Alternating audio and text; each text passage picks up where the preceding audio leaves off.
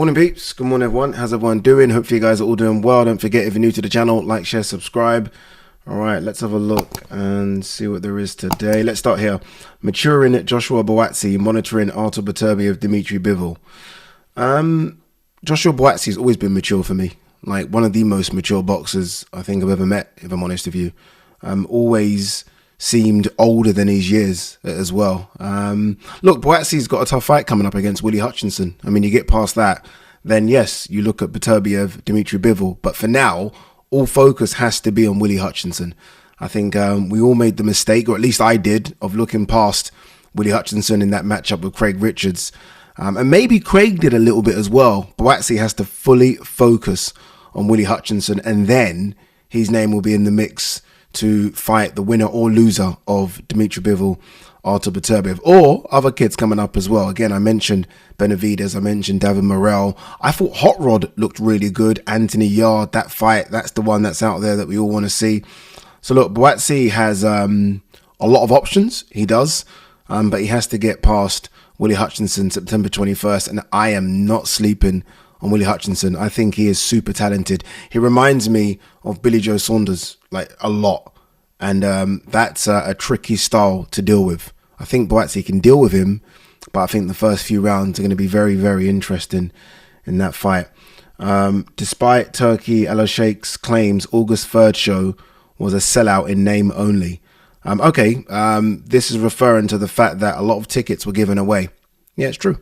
Tickets were given away. Look, I think there's a few ways I want to discuss this. Number one, tickets are given away quite a lot for events. Not the super big ones, like you're not getting thousands of tickets given away for Ryan Garcia, Gervonta Davis, or Errol Spence, Terence Crawford, but tickets are given away for some boxing events. I feel like there was a few mistakes made. Ticket prices were high, very high, and you've almost got to understand your market in terms of who's coming, and boxing fans just aren't going to pay those prices regardless of who's on the card, and it was a good card. They're not going to pay. I was speaking to a few local journalists, and they spoke about maybe the fact that a lot of the boxers didn't really do enough press on their own, go to radio stations, go and speak to journalists, go out there and sell the fight, almost relying on sort of in-house promotion, if that makes any sense. But what I don't necessarily like is when fans, and I used to do it to an extent, I used to kind of like, okay, this fight didn't sell out, rubbish, or this fight did this numbers, rubbish. Ultimately, I just want to see the guys in the ring. And then, after that, okay, cool. But I just want to see the guys in the ring. I don't necessarily care if a fight is a sellout. Would I want it to be? Absolutely. Yes, because it's great. It creates a better atmosphere.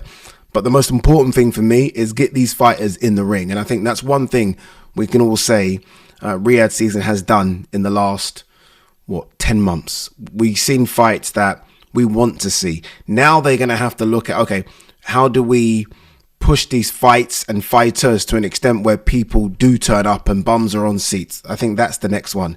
That's the next stage. I think we'll see it with the Wembley card. Again, people have spoken about the ticket prices being high. Hopefully those can be reduced because, again, look, most fight fans can't afford the prices. It's just that simple. I've seen some of the prices and they're too high for some fight fans, for a lot of fight fans. So they do need to look at that. I think once you bring the prices down, then you are going to get sold out stadiums, sold out arenas. So it doesn't surprise me that it wasn't sold out and tickets were given away, but tickets are given away a lot. Trust me when I say that. On Riyadh season, I did want to speak about sort of Riyadh season Africa, which isn't a thing.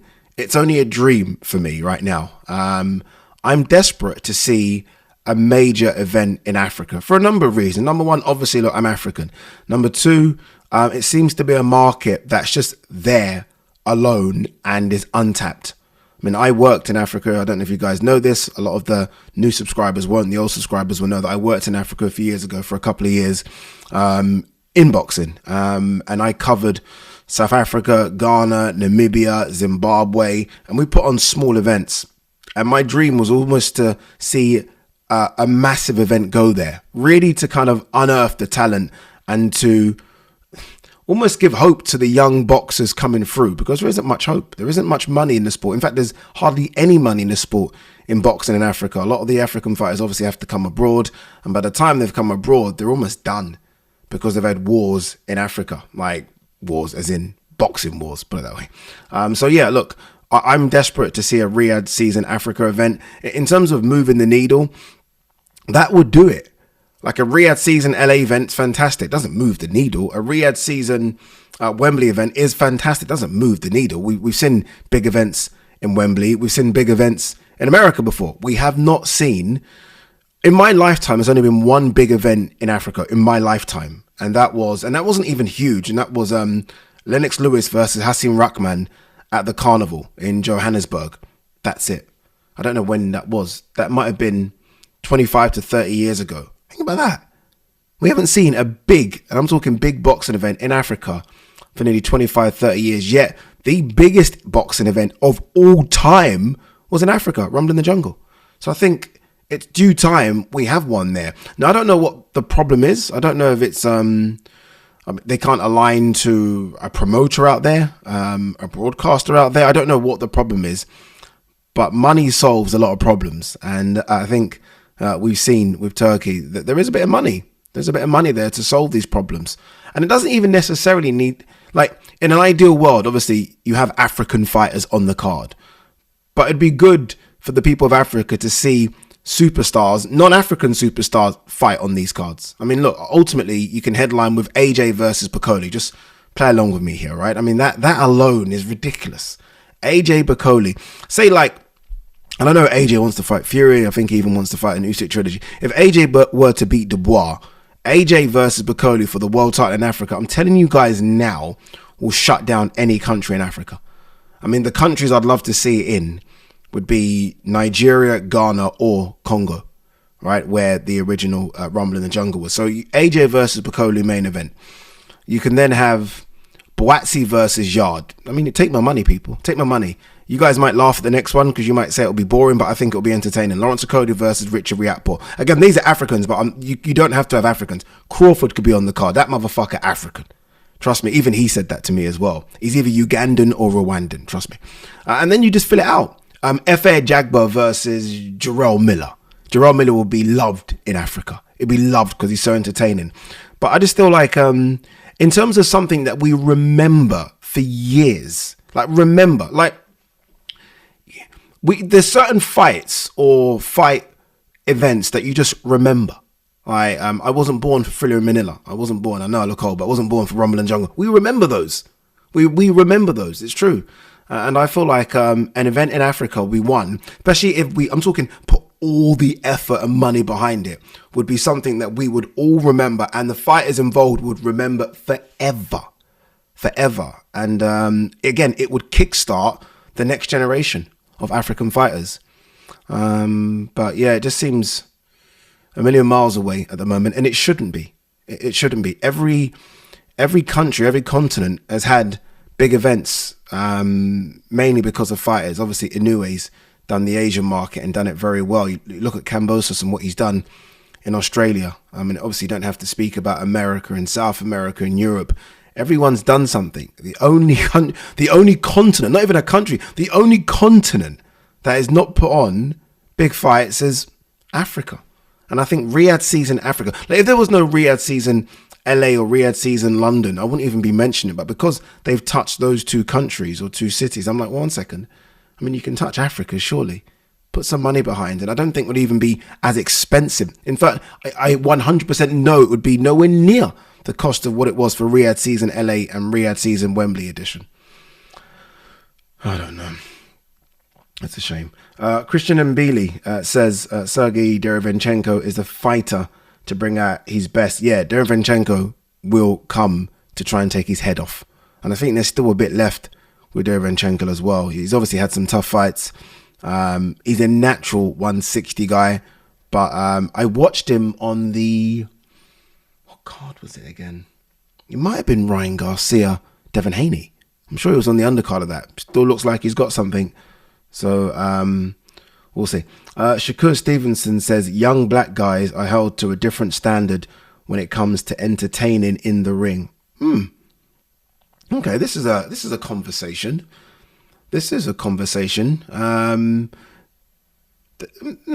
Maybe there's an expectation to be flashy, or maybe that's what he's referring to. If that's what he's saying, there's a bit of truth to that.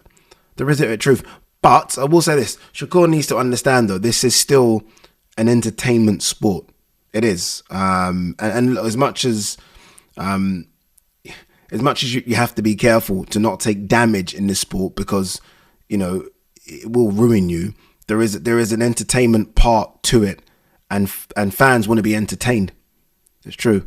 The best fighters don't always necessarily make the most money, because the best fighters don't always entertain. Sometimes you get people that make some good money who are not the best fighters, but they're entertaining. So he needs to, like Floyd did it perfectly. Floyd was so smart. Like Floyd was entertaining in the ring up until Pretty Boy Floyd at 135, entertaining in the ring. Then Floyd flipped it around and wasn't necessarily entertaining in the ring, but was so entertaining out of the ring, you tuned in to watch him. So he played the game pretty well. Like in the ring, Floyd's fights, especially at 147, were actually quite boring. I mean, I loved them. I loved them because I thought I was watching a genius. And I still watch his old fights. But it was what he did in the 24/7 programs that made me then tune in to watch what he was doing in the ring. The problem with Shakur is that we don't even get that version out of the ring. We don't get entertainment out of the ring. And unfortunately, his last couple of fights, we're not getting that much entertainment in the ring. So then you have a bit of a problem. I watch Shakur, though, and I watch such a skilled fighter that I think still has several levels to show people he can go to. And if he can just crack through a few of those levels, I think he will be entertaining. I think he's a special fighter. I really do. I think you are looking at eventually a pound for pound fighter, like pound for pound number one fighter. But he just needs to almost have that mix of being a genius in the ring and so skilled, but also knowing this is still entertainment. Still entertainment. Hello. Heavyweights Fabio Wardley and Fraser Clark agree to rematch of their March thriller. Where will this go? Let me quickly click on the article. Where? Surely. See, this is what upsets me a bit. Okay, there's been rumours that it's going to land October 12th on the undercard of Bivol Beterbiev. This fight, I've said for ages, should have been on the AJ Dubois card. Should have been on that card, but it is what it is. It's going to happen. It's a good one. Man, that ages you. Those kind of wars age you. Good luck. Good luck to the winner. Will Devin Haney's return lead to Boots Ennis?